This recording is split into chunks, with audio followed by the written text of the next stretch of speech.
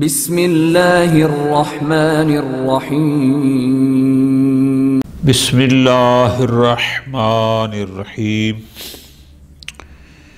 للمشغول عنہ خمس حالات وجوب النصب وجوب الرفع جواز الامرین الاخر۔ کل بھی آپ کی خدمت میں گزارش کی تھی کہ بحث اشتغال بڑی دقیق بحث ہے۔ آپ حضرات اگر اس کو لکھیں گے، مباحثہ کریں گے تو انشاءاللہ سمجھ بھی آ جائے گی، حل بھی ہو جائے گی۔ کل کے درس میں ہم نے فقط اشتغال کو سمجھا کہ اشتغال ہوتا کیا ہے۔ کل جناب کی خدمت میں گزارش کی تھی کہ اشتغال کے 3 ارکان ہیں: مشغول عن، مشغول، مشغول بہ۔ مثالیں بھی دی تھیں کہ وہ اسم جو عامل سے پہلے ہوگا اس کو مشغول عن کہیں گے، اس عامل کو مشغول کہتے ہیں، اور عامل جس میں عمل کرے گا وہ مشغول بہ۔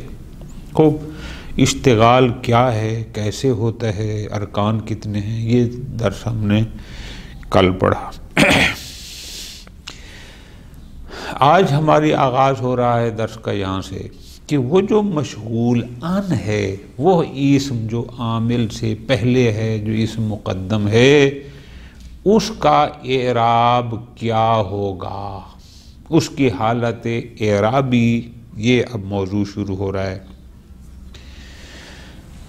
فرماتے ہیں 5 حالتیں ہیں اس اسم میں، یعنی اس اسم پر جو مشغول عن کہلایا ہے، جو عامل سے متقدم ہے، اس کی بات ہے۔ اس پر کبھی نصب پڑھنا واجب ہے، 1۔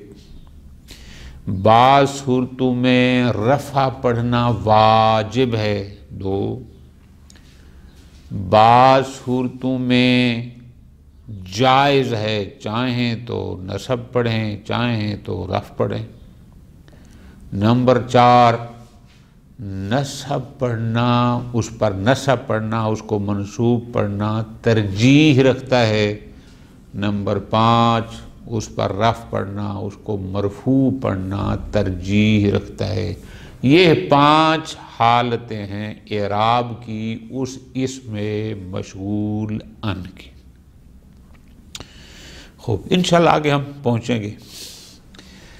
کہاں واجب ہے نصب، کہاں واجب ہے رفع پڑھنا، کہاں جائز الطرفین، اس سے پہلے 2 فائدے انہوں نے ذکر فرمائے ہیں، پوری توجہ کے ساتھ، ان کو بھی بہت اہم ہے کہ یوں یاد کرنا ہے۔ پہلا فائدہ فرماتے ہیں جو مشغول عن ہوتا ہے، جس اسم کو ہم مشغول عن کا نام دے رہے ہیں، اس کا عامل ہمیشہ محذوف ہوتا ہے وجوباً، یعنی اس کا عامل محذوف ہوتا ہے وجوباً۔ اس عامل محذوف کی تفسیر کر رہا ہوتا ہے وہ عامل جو اس مشغول عن کے بعد ذکر ہوتا ہے، جو اس کی ضمیر میں عمل کر رہا ہوتا ہے۔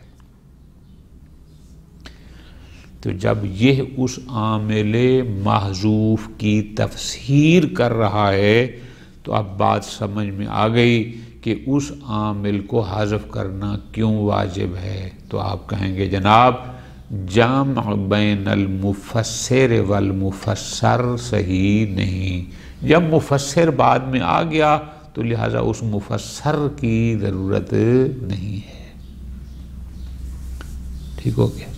اچھا، یہ ہو گئی ایک بات کہ اس کا مشغول عن کا جو عامل ہے وہ محذوف ہوتا ہے وجوباً، یعنی اس کو حذف کرنا واجب ہوتا ہے، اس کی تفسیر کر رہا ہوتا ہے وہ عامل جو اس مشغول عن کے بعد ذکر ہوتا ہے۔ ٹھیک ہو گیا؟ اچھا، وہ عامل، پوری توجہ، وہ عامل جو بعد میں ہے وہ تو لفظاً مذکور ہے، تو جو عامل محذوف ہے وہ عامل محذوف کیا ہوگا؟ فرماتے ہیں بعض اوقات لفظاً عامل مذکور کے موافق ہوتا ہے کہ جو عامل مشغول عن کے بعد لفظاً ذکر ہو رہا ہے بعین ہی ویسا عامل اس سے پہلے محذوف ہوگا، اور بعض اوقات اگر کوئی مشکل ہو کہ لفظاً ویسا نہ ہو سکے تو پھر مشغول عن سے پہلے ایسا عامل محذوف ہوگا جو بلحاظ معنی عامل مذکور کے موافق ہوگا۔ لفظ ایک جیسے نہیں ہیں لیکن بلحاظ معنی موافق ہیں، ایک جیسے ہیں، لفظاً فرق ہے لیکن معنی فرق نہیں ہے، تو ہو گئے۔ اور اگر ایسا بھی نہ ہو سکے کہ مشغول عن سے پہلے جو عامل محذوف ہے وہ لفظاً بھی اور معنن بھی اس کے ساتھ مناسبت نہیں رکھ سکتا، تو ایک ایسا عامل محذوف فرض کریں گے جو ملازم ہو، جو لازم ہو اس عامل مذکور کو کہ جو مشغول عن کے بعد ذکر ہے۔ اس کو لکھ لیں، ابھی ترتیب دوبارہ گزارش کرتا ہوں اس کی ترجمے میں، ٹھیک ہو گیا؟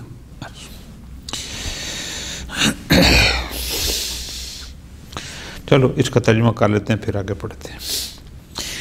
للمشغول عنہ خمس حالات، وہ اسم جو عامل پر مقدم تھا جس کو ہم نے نام دیا مشغول عن کا، مشغول عن کے بلحاظ اعراب 5 حالتیں ہیں۔ کیا مطلب؟ وجوب النصب، یعنی بعض صورتوں میں مشغول عن کو منصوب پڑھنا واجب ہے۔ وجوب الرفع، بعض صورتوں میں مشغول عن کو مرفوع پڑھنا واجب ہے۔ جواز الامرین، بعض صورتوں میں دونوں برابر ہیں، دونوں جائز ہیں، نصب پڑھیں آپ کی مرضی، رفع پڑھیں، اس کو منصوب پڑھیں، مرفوع پڑھیں۔ 3 ترجیح احدہما، کہ بعض صورتوں میں منصوب پڑھنا رجحان رکھتا ہے اور 5ویں بعض صورتوں میں مرفوع پڑھنا رجحان رکھتا ہے۔ تو 5 اعرابی حالتیں ہیں اس مشغول عن کی، لیکن وہاں جانے سے پہلے 2 چیزیں بطور فوائد ذکر فرما رہے ہیں۔ نمبر 1 فرماتے ہیں ينصب المشغول عنہ، مشغول عن منصوب ہوتا ہے، یعنی ہم اگر پڑھتے ہیں مشغول عن کو، آگے آ رہا ہے زیدن قطعت راسہ، تو یہ زیدن جو پڑھ رہے ہیں اس زیدن کا عامل کون ہے، اس کو نصب کون دے رہا ہے؟ ينصب المشغول عنہ، مشغول عن کو نصب دیا جائے گا، وہ منصوب ہوتا ہے بفعل، اس فعل سے کہ محذوف، جو اس سے قبل محذوف ہوتا ہے، وجوباً، اور اس کا حذف بھی واجب ہوتا ہے۔ ٹھیک ہو جی؟ اچھا، یفسرہ، اس فعل محذوف کی تفسیر کر رہا ہوتا ہے الفعل الظاہر، فعل ظاہر، تو پس جب مفسر آ گیا اس کا حذف کرنا واجب ہو گیا۔ کیوں؟ اس لیے کہ مفسر اور مفسر کے درمیان جمع نہیں ہوتی۔ ٹھیک، یہ بات سمجھ آ گئی؟ اب آگے چلتے ہیں۔ فَإِذَا أَمْكَنَ تَسْلِيطُ الْعَامِلِ الْمُتَأَخِّرِ عَلَى الْاسْمِ الْمُتَقَدِّمِ بِلَفْظِهِ نُصِبَ بِمِثْلِهِ، بہت لطف لینا ہے۔ مشغول عن کے بعد جو عامل موجود ہے، مشغول عن کے بعد جو عامل موجود ہے، اگر وہ عامل یعنی امکنا تسلیط العامل، یعنی اس عامل متاخر کا اس مشغول عن پر مسلط ہونا ممکن ہو، یہ لفظی ترجمہ ہے لیکن مراد معنی آپ سمجھنا ہے۔ کیا مطلب؟ یعنی اگر مشغول عن کے بعد آنے والا عامل جو کہ عامل متأخر کہتا ہے، اگر اس میں یہ صلاحیت ہو، اس کے لیے ممکن ہو کہ اگر ہم اس کو اس مشغول عن سے پہلے بھی رکھیں تو اس میں بھی عمل کر سکتا ہے، اس میں یہ صلاحیت ہے کہ اس میں عامل بھی بن سکتا ہے، تو ایسی صورت میں کیا ہوگا؟ بے لفظی کا مطلب ہے بغیر کسی تبدیلی کے، جیسے میں نے مثال دیا نا ازیدن ضربتہ، یعنی اگر ہم پہلے رکھ دیں ضربتو زیدن، کوئی ایک لفظ میں کسی قسم کی تبدیلی نہیں ہوئی، اس میں یہ صلاحیت ہے کہ یہ زید کو اور نصب دے سکتا ہے۔ پس اگر عامل متاخر علی الاسم المتقدم میں یہ صلاحیت ہو، یہ طاقت ہو کہ وہ بغیر تبدیلی کے، بلفظ ہی کا آپ ترجمہ یوں کریں گے، یعنی بغیر کسی تغیر کے بالکل جیسا ہے ویسا اس مشغول عن میں عمل کر سکتا ہے، تو نوصبہ بمثلہ، تو مشغول عن کو بھی نصب دیں گے اسی جیسے فعل کے ساتھ، بمثلہ۔ آگے اس کی وضاحت کر رہے ہیں، کیا مطلب نوصبہ بمثلہ کا؟ نوصبہ بمثلہ کا مطلب ہے یعنی بفعل کہ مشغول عن کو نصب دے گا ایک ایسا فعل محذوف یوافق العامل المذکور فی اللفظ، جو عامل مذکور کے لفظاً بھی موافق ہوگا، کہ دونوں کا لفظ ایک جیسا ہوگا۔ جیسے نحو مثال دے رہے ہیں، ازیدن ضربتہ، تو فرماتے ہیں اصل میں تھا یہ ازربتا زیدن ضربتہ، کیونکہ اے ضربتا جو بعد میں موجود تھا اس میں یہ صلاحیت ہے کہ اگر ہم اس کو زید سے پہلے بھی لے آئیں تو بھی اس میں عمل کر سکتا ہے، تو لہٰذا زید سے پہلے، مشغول عن سے پہلے جو فعل محذوف کریں گے وہ بھی عین لفظ عامل مذکور جیسا ہوگا۔ تو پس یہاں ازیدن ضربتہ میں گویا اصل زیدن کا عامل بھی ضربتہ ہوگا، ازربتہ زیدن ضربتہ، ٹھیک ہو گیا۔ وَإِلَّا کیا ہے؟ پوری توجہ، اگر عامل متاخر، وہ عامل جو مشہور عن کے بعد ہے، اگر وہ عین اسی لفظ کے ساتھ بغیر تبدیلی کے اس مشغول عن میں عمل نہ کر سکے، یعنی کوئی نحوی اس میں کوئی پیچیدگی معنی موجود ہو یا بلحاظ معنی کوئی اور چیز مناسبت ہے کہ یہ لفظ اس سے پہلے اگر بعین ہی لفظاً یہی اسی کو رکھیں تو ضربتہ کی طرح نہیں ہے، فرق ہے، پھر کوئی مسئلہ نہیں، پھر کیا کریں؟ نوصبہ بما یوافقہ بالمعنی، تو مشغول عن کو نصب دیا جائے گا ایسے فعل محذوف کے ساتھ کہ جو لفظاً نہیں لیکن معناً عامل مذکور کی مثل ہوگا، ایک جیسا ہوگا۔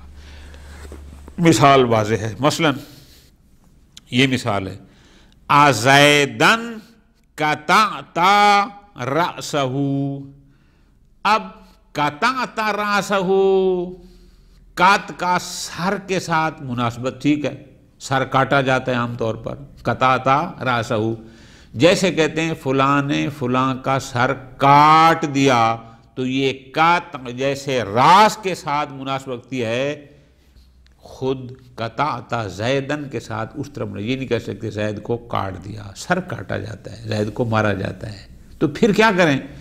اس زیدن سے پہلے ایک ایسا فعل محذوف قرار دیں، مقدر کریں جو بلحاظ معنی قطعتا کے ساتھ قطعتا جیسا ہو، لفظ مختلف ہیں، تو فرماتے ہیں ٹھیک ہے، تو پھر ازیدن قطعت رأسہ، گویا یہ اصل میں ہم یوں کہیں گے اقتلت زیدن قطعت رأسہ، کیونکہ قتلتا اور قطعتا بلحاظ معنی ایک جیسے ہیں، سر کو کاٹ دو تو بھی انجام قتل موت ہے، قتلتا ہو تو بھی انجام وہی ہے، تو بلحاظ معنی یہ موافق ہیں، لہٰذا یہاں پر موافقت معنوی کا معیار لحاظ رکھتے ہوئے اس فعل کو معذوف کریں گے کہ زیدن کا جو عامل ناصب ہے وہ قتلتا ہے.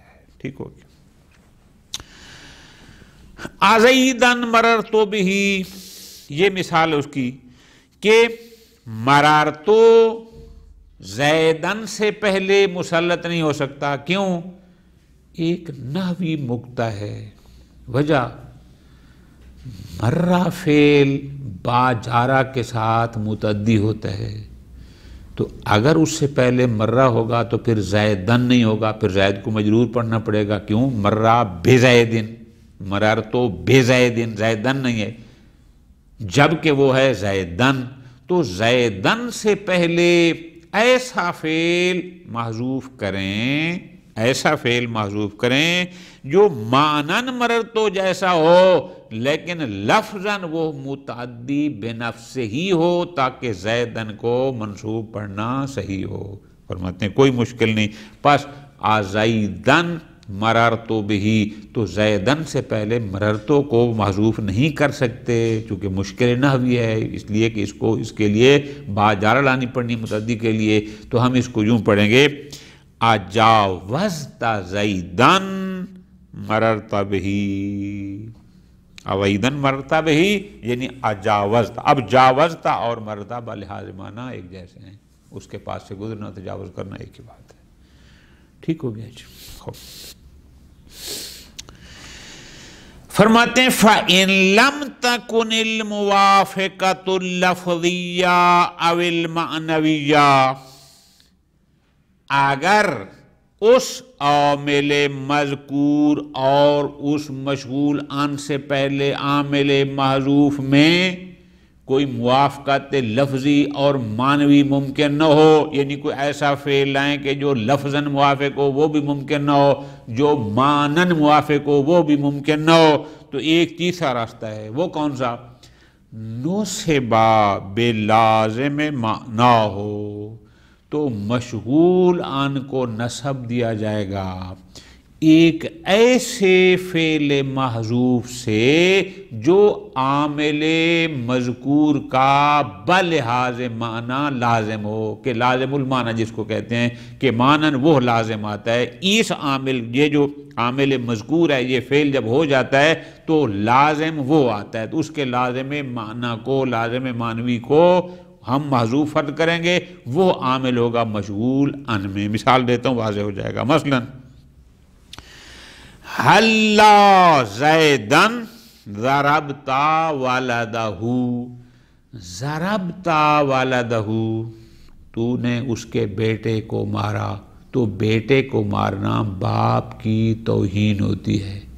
اب زیدن سے پہلے آپ ضربتا کو محذوف نہیں کر سکتے. کیوں؟ اس نے اس کے بیٹے کو مارا ہے، زید کو تو نہیں مارا، لہذا لفظاً بھی ایسا نہیں، معنن بھی ایسا نہیں. تو پھر تو ہم دیکھتے ہیں کہ ضربتا، اگر کوئی ضرب کرتا ہے، مارتا ہے، تو اس سے لازم کیا آتا ہے؟ تو جو لازم آتا ہے اس لازم کو پہلے مقدم کرتے ہیں اور وہ اس زیدن کا عامل ناصب ہوگا. پس حَلَّا کیوں مارا ہے زید کو ضربت والدہ، اصل میں گویا جملہ بنے گا حَلَّا أَحَنْتَ زَیدًا، کیوں توہین کی زید کی، ضربت والدہ اس کے بیٹے کو مارا ہے.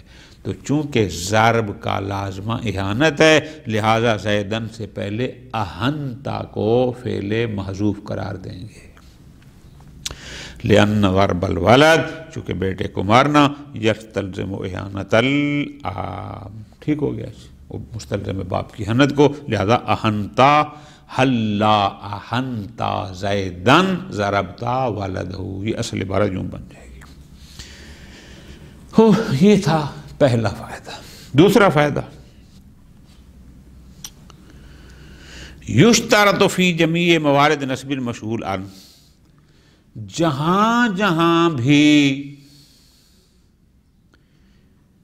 اس میں مشغول عن کو منصوب پڑھنا ہے وہاں شرط ہے کہ اس مشغول عن کا جو عامل ہے وہ فعل متصرف ہو، جامد نہ ہو، کہ وہ فعل ہو فعل متصرف، ٹھیک ہو گیا جی، جامد نہ ہو، یا مشابہ فعل متصرف ہو۔ وہ کیا ہیں؟ وہ تین چیزیں ہیں، کون سی؟ اسم فاعل، صیغہ مبالغہ اور اسم مفعول، کہ یا پھر یہ ہو۔ ان کے علاوہ باقی فرماتے ہیں نہ، ان کے ذریعے آپ مشغول عن کو منصوب نہیں کر سکتے۔ آگے بتاتے ہیں وجہ۔ یشترط فی جمیع موارد نصب المشغول عن، یعنی ہر وہ مقام جہاں پر اسم مشغول عن کو منصوب پڑھا جائے گا، وہاں پر شرط ہے کہ ان یکون العامل، کہ وہ عامل ایسا ہو کہ متصرفاً، کہ وہ یا متصرف ہو یعنی جامد نہ ہو، او یشبہہ، یا مشابہ متصرف ہو۔ تھوڑا سا نیچے دیکھیں، یہ لفظ لکھا ہوا ہے المراد بما یشبہہ، مشابہ فعل متصرف سے مراد کیا ہے؟ فرماتے ہیں اسم الفاعل، صیغۃ المبالغہ، اسم المفعول، فقط یہ تین، فقط یہ تین مشابہ فعل متصرف ہیں۔ بشرط ہیں یکون کل واحد منہا مستوفیاً، بشرط کہ وہ جو شرائط عمل ہیں کہ زمانہ حال و استقبال میں اور 6 میں سے کسی ایک پر اعتماد کرتے ہوں تو وہ اپنے مقام پر، جیسے الاصلا انا شرابہ، اب شراب صیغہ مبالغہ ہے، انا پر اعتماد کرتا ہے، زمانہ حال یا استقبال میں ہے، تو لہذا اب ذرا غور کرنا ہے کہ پس ہر وہ اسم مشغول عن کہ جو منصوب ہے جہاں جہاں پر بھی، وہاں شرط ہے کہ عامل ایسا ہو کہ جو فعل متصرف ہو، او یشبہ، یا فعل متصرف کے مشابہ ہو۔ کیوں؟ وجہ عامل مذکور، جو عامل مذکور ہے حتماً وہ متصرف ہو یا مشابہ فعل، وجہ یہ ہے حتی یسوغ تسلیطہ علی المشتغل عنہ المتقدم، تاکہ اس میں، تاکہ جائز ہو اس کو مسلط کرنا اس اسم مشغول عن متقدم پر۔ کیا مطلب؟ یعنی عامل مذکور یہ صلاحیت رکھتا ہو کہ اگر ہم اس کو مشغول عن سے پہلے لے آئیں، وہ تب پھر بھی اس مشغول عن کو نسب دینے کی صلاحیت رکھتا ہو۔ یہ قانون ہے نا کہ مشغول عن کے بعد جو عامل ہے، ہم نے ابتدا میں بھی کہا کہ اس عامل میں یہ صلاحیت ہونی چاہیے۔ انہوں نے لفظ تسلیط استعمال کیا، میں نے آپ کو آسان گزارش کی کہ اس عامل میں یہ صلاحیت ہونی چاہیے، طاقت، کہ اگر ہم اس کو اس اسم سے پہلے لے آئیں پھر بھی اس میں عمل کر سکے۔ تو اس لیے ضروری ہے کہ عامل مذکور یا فعل متصرف ہو، یہ شرط ہے، یا مشابہ فعل متشابہ میں فقط 3 چیزیں جیسے انہوں نے کہی ہیں، اسم فاعل، صیغہ مبالغہ اور اسم مفعول۔ یہ ضروری ہے حتی یسوغ، تاکہ جائز ہو، ممکن ہو، تسلیطہ، ہم اس کو مسلط کریں اس مشتغل عن متقدم پر، یعنی کیا کہ اگر پہلے بھی لائیں تو بھی عمل کر سکے۔ وَهُوَ مُتَأَخِّرٌ، دارالحال کہ فی الحال وہ عامل اس سے متأخر ہے، لیکن ایسا ہو کہ اگر مقدم بھی کر دیں تو بھی اس میں عمل کر سکے۔ وَلِذَالِكَ، پس یہی وجہ ہے کہ لا يَتَعَتَّى نَصْبُ الْمَشْغُولِ عَن، لہذا مشغول عن کو منصوب نہیں پڑھ سکتے۔ کس صورت میں؟ بالفعل الجامد، کہ اگر وہ عامل فعل جامد ہو، یا افعال التفضیل ہو، یا فعل تعجب ہو، یا صفت مشبہ ہو، یا اسم فعل ہو، یا مصدر ہو، یا حروف مشبہ بالفعل۔ کیوں؟ یہ اگر عامل ان میں سے کوئی ہے تو ہم مشغول ان کو منصوب نہیں پڑھ سکتے. وجہ لأنہا لا تعمل فی ما قبلہا، ان عوامل میں اتنی طاقت نہیں کہ یہ اپنے ما قبل میں عمل کر سکیں. ہاں فعل میں طاقت ہے، اس میں فاعل، اس میں مفعول اور مبالغہ میں اگر وہ اپنی شرائط کے ساتھ ہوں تو ان میں ہے، لیکن ان میں یہ طاقت نہیں کہ معمول پہلے ہو یہ بعد میں ہوں، بعد میں ہونے کے باوجود بھی اپنے ما قبل میں عمل کریں، ایسا نہیں ہے. ٹھیک ہو گیا جی. خوب